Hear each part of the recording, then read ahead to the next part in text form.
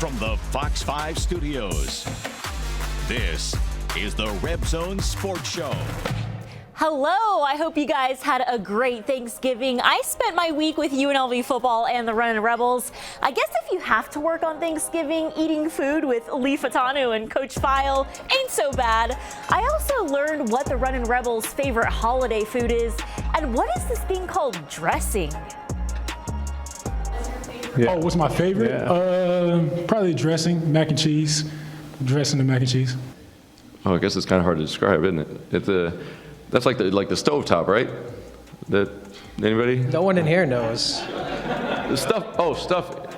Is it stuffing? Why did you ask? Stuffing? Yeah, nailed it. Stuffing. Okay, so I've never heard of dressing before, but hey, now we know. The Runnin' Rebels had a busy Thanksgiving week, a 101-45 blowout against Whittier College on Wednesday, and a fight against number 2 UCLA on Saturday. The Bruins handed UNLV their second loss to a top 5 team in just 9 days. A tough non-conference schedule. We'll be hearing more from the Runnin' Rebels as they get ready for SMU and San Francisco on the road this week. Wheels up, let's go. And we were on the road with UNLV Football this week. The Rebels dropped their season finale to Air Force on Friday, finishing the season 2-10 overall. Coach Arroyo was not happy with his team's lack of execution against the Falcons, but still recognizes his team's growth and improvement they made this year. Well, we start the show with some breaking news tonight. Junior inside linebacker Jacoby Windman, the Rebels' leader on defense, who racked up 118 tackles and 6.5 sacks this season, has posted on Twitter tonight that he's entering the transfer portal. Windman thanked his coaches and wrote this, quote, "After praying and talking it over with my family, I decided to enter the transfer portal to start a new journey. I will always be thankful to the UNLV Rebels and the city of Las Vegas for all you've done for me." A big loss for UNLV tonight, as Windman was no doubt a leader and one of their best players. Best of luck to the New Orleans native and his bright future ahead, while UNLV Football has wrapped up their 2021 season as the coaching staff is full speed ahead with recruiting. We'll be talking all about the early signing period coming up and recapping the entire season with Coach Arroyo. But first, let's take a look at the Rebels' season finale at Air Force. Cam Friel, the true freshman quarterback, was not dressed for their final game of the season. Friel was walking around with a boot on his left foot, so the guy who started the season at quarterback, Justin Rogers, would finish the season at quarterback. Not a pretty start for the Rebels, let me tell you. UNLV fumbles on the opening kickoff. Noel Williams taken down and the ball is loose. Air Force would recover it at the 15-yard line. The turnover leads to Brad Roberts pushing his way into the end zone. Falcons on top 7-0. Things don't get better for the Rebels. UNLV's ensuing possession, Justin Rogers sacked, ball comes out. UNLV's second turnover would lead to Roberts again pushing his way in for a score, and Air Force takes a 14-0 lead. 1 minute left in the first half, and the Falcons' Brandon Lewis takes off 41 yards to the house. Air Force dominating 24-0 at halftime. They don't slow down, and they don't throw the ball once in this game. Falcons open up the second half with a 12-yard touchdown run from Zachary Larrier. Falcons lead 31-0. Air Force is like, let's just run a marathon today. Why not? Let's just run. Emmanuel Michel races 64 yards, pushed out of bounds at the 2-yard line. Michel would later punch it in, and the Falcons are on top 38-7. Rebels, let's go. Finally responding. Justin Rogers, look at that arm. 55-yard bomb to Zial Griffin. Let's go. Hand it off to the Chuck Wagon. He'll do the work for you. The Rebels are on the board finally, 38-7. Later in the fourth quarter, Air Force's quarterback Jensen Jones takes it in himself, reaching over the goal line. Air Force up 48-7. UNLV, though, they never stopped fighting. There goes the Chuck Wagon, zipping through that defense, giving it his all in his last game as a Rebel. His 72-yard run would lead him to his last touchdown of his collegiate career as the Rebels lose their season finale 48-14 against Air Force, finishing their season 2-10. The Chuck Wagon shares more about how important it was for him to give it his all in his final game at UNLV. Kind of just wanted to finish it off on a strong note. There was a lot of time left on the clock and, give it all to the boys. And I just felt like, last time playing with them, I can give them all some way, somehow. And, O-line did a great job, and then the perimeter blocking was good. So just, created explosive, and then we finished it off in the red zone. That's one of our big things, finishing in the red zone. And, it was just sad that the outcome to come our way, but, we at least tried to show that we had fight, and we kept going out there with our spirits high. Well, we'll welcome Coach Arroyo from his home office today, getting ready for recruiting, getting ready to hit the road. I know you stay foot on the gas, work all the time, but just want to start with the Air Force game and the way your guys' season ended. Did you want to see more of a fight from your squad at Air Force? Yeah, I'd be lying to say that we were not disappointed in how we finished. We just did too many things against a really, really good football team to put ourselves in position to take advantage or to finish the season the way we played so well throughout the course of it. And to turn the ball over and to not be as excited and fired up and engaged as we had been in the past was obviously something we'd hoped we wouldn't be. And but it was, and they a good team took advantage of us in that regard. So I think it's going to be another point in our season that we're going to get a chance to learn and grow from. What was your message to your team post-game in the locker room? I know there was a lot of motion on the sidelines as this was the last game of the season. What was your message to your guys on cleaning up your mistakes? Well, it's been consistent, the post games for me, for those guys who've been in there, and a lot of guys have, and they know it's not a broken record. I made points of things that have to get done to win a football game versus a quality opponent. We played a ton of them. We played the 8th hardest schedule in the country. We played top 25 teams all year, and you can't go and do some of those things. And so our guys' expectations in the locker room after a game like that need to understand what has to get taken care of. I touched on the seniors and how we owed them the opportunity to thank them, and we're humbled by them and what they've done, and I was disappointed for them. And then I ended the same as I always do, and how encouraged I am about the character and identity that a lot of these guys have portrayed, and how I continue to let them know that I'll have their back, and I'm going to drive the level of expectations and standards to a point where if you're not part of that or you can't hang on, it's going to be tough, because I think we turned a really important corner this year in the way we played throughout the season against some really, really quality opponents and some critical moments. We did get exposed at times, but I think those guys understood where we were going, where we're headed, and I was very pointed and direct and honest and humble, and same as we always are when we talk about at the end of games. Coach, want to take a look back at the season, 2-10 overall, dropping 6 games by a single score. You guys faced 4 ranked opponents going toe-to-toe with SDSU. How did your team improve this season, especially defensively?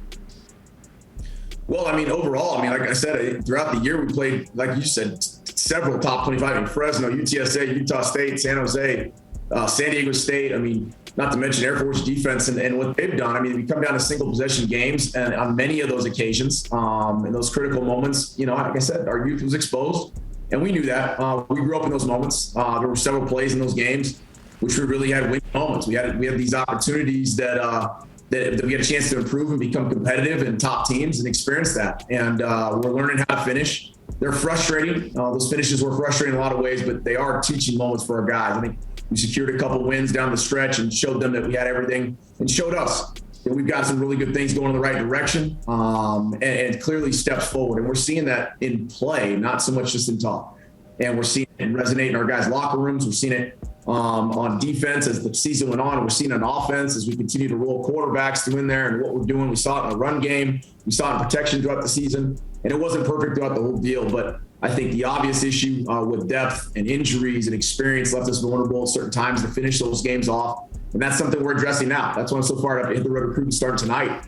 And I'm excited moving forward. I think we're going to have a mature football team. I think recruiting is going to be really good. I'm optimistic. I'm getting a lot of really good feedback from our guys. And we find players who want to be here and grow and really start to continue to water the bamboo that's been in the ground right now that these guys started. Well, I saw young guys flash on defense. I saw young guys flash on offense. Want to talk about the underclassmen on your team really shining this season. Cam Friel, Cam Oliver, Ricky Johnson, all the young guys were balling out there. Just start with Cam Friel and his improvement and growth this season and the way he stepped up. Yeah, we're just proud. Obviously, we're going to get a chance to really go back through, and that's what we'll do the next month or so, is go back through every single rep, everything we do in the program. Cam being a perfect example, because Cam's a guy who went in and had to do some things on the fly. Had took no reps in training camp. Was a third string guy, and to go in and do what he got done, to play catch, to be as be poised, as mature, and handling that situation. Not to mention to play. Some of his traits and physical talent really came to shine. And so I think those are the things where a lot of people are so excited about, that we're recruiting and people are talking about in regards to what we're hearing and how we can continue to make an impact, not only internally but externally on the look at our program. Cam's a perfect example. Cam Oliver, those young guys, another guys like that. Even Kyle Williams in his first regular season that you're showing right now. I mean, it's first true regular college football season.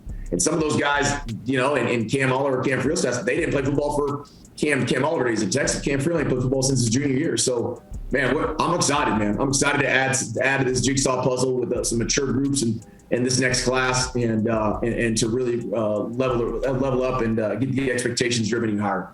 Me too. It's been fun to watch them, but want to talk about the Chuck Wagon, a Rebel legend. It's been so much fun to cover him, and I saw you post on Twitter, it's an honor that your paths crossed. What do you have to say about the Chuck Wagon and the legacy he's leaving at UNLV?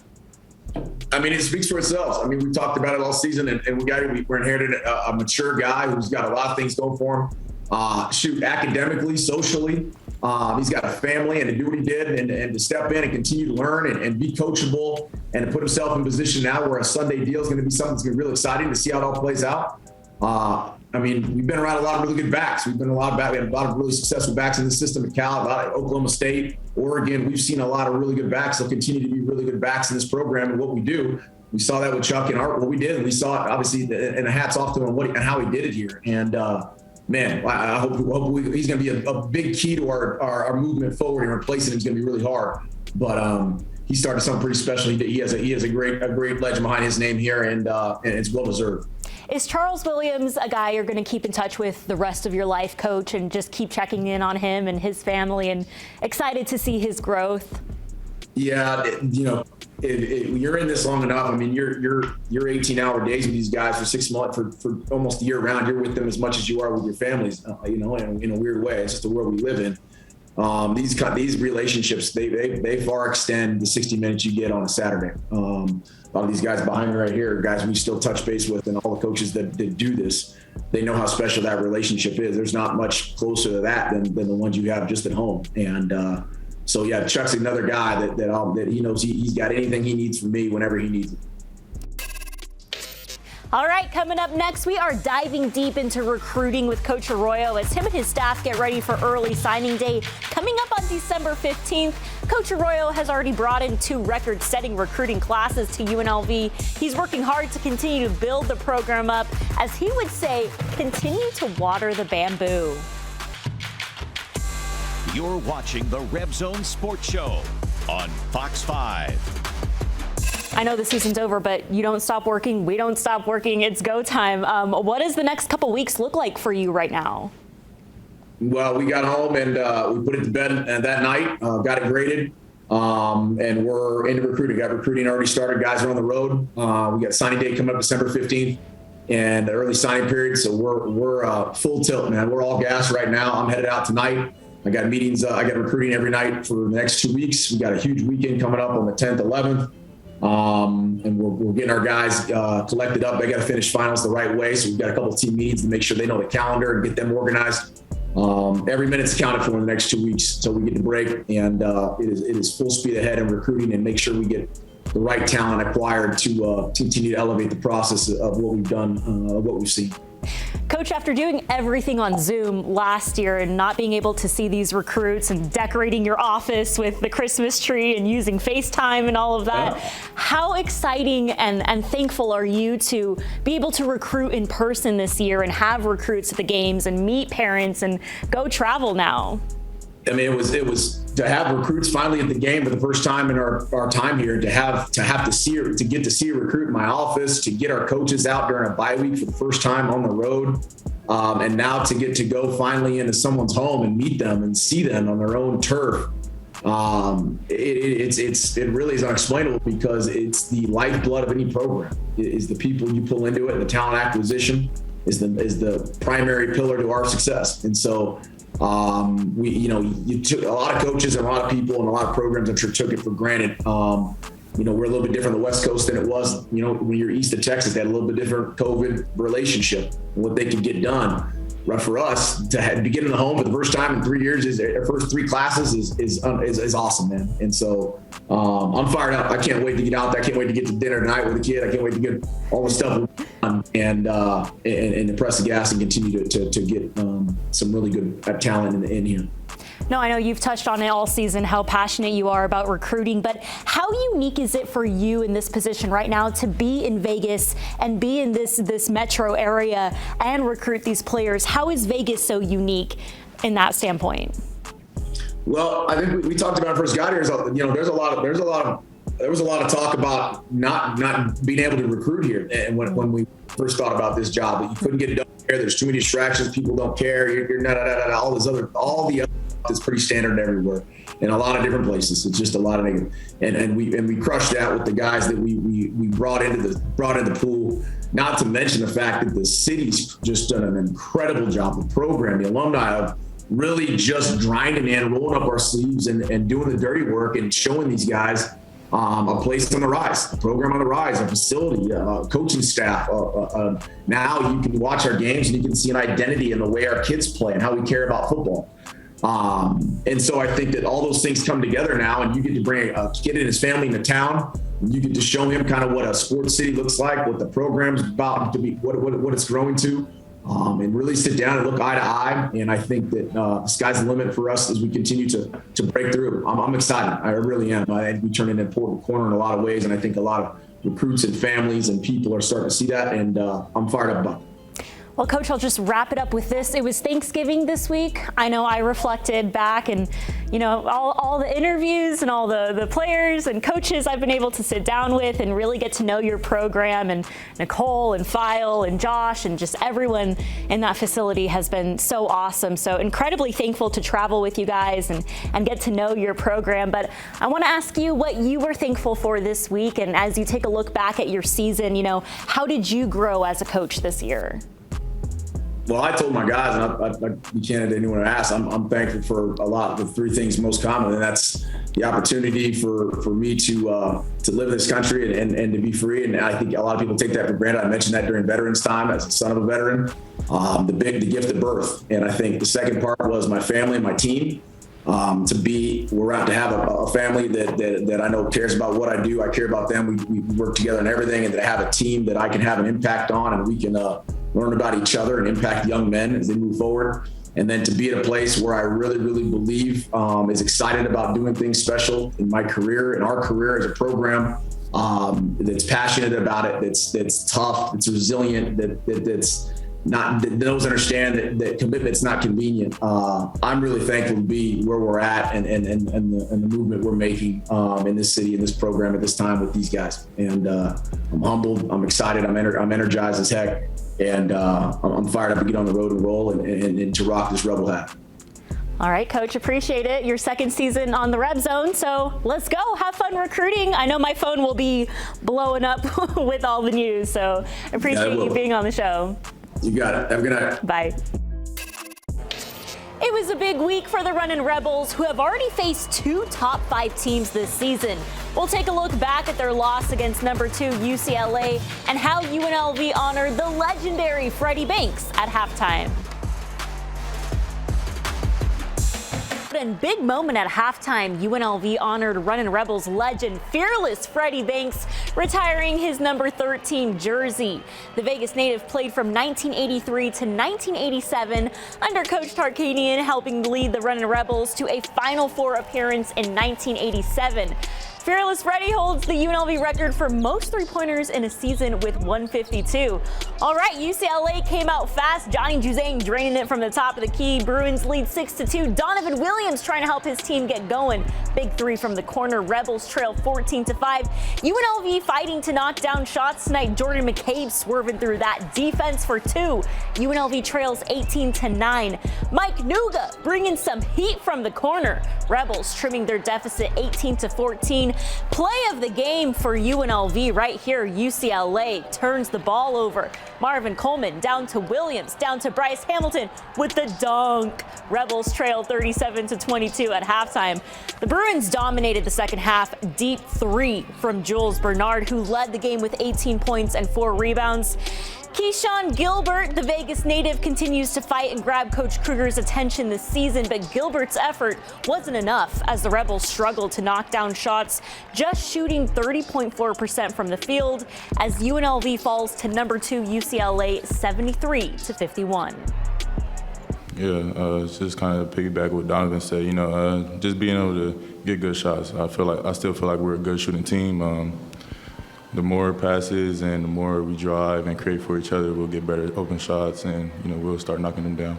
I mean, they're really good. They're really good. They do a really good job talking. They're in the right spots. They take those challenges of guarding the ball, and they just make you earn points. And I think this will be a really, really good opportunity for us to break down the film with the guys and show them what did work, because I think we're capable of playing a lot better and just being. All right, we're hitting the road this week with the Runnin' Rebels. SMU on Wednesday, San Francisco on Saturday. It's the basketball season. See y'all next week. Thanks for watching Fox 5 News. Watch us live wherever you are, on our mobile, on our streaming news app. And you can also watch us on Roku, Apple TV, and Fire TV.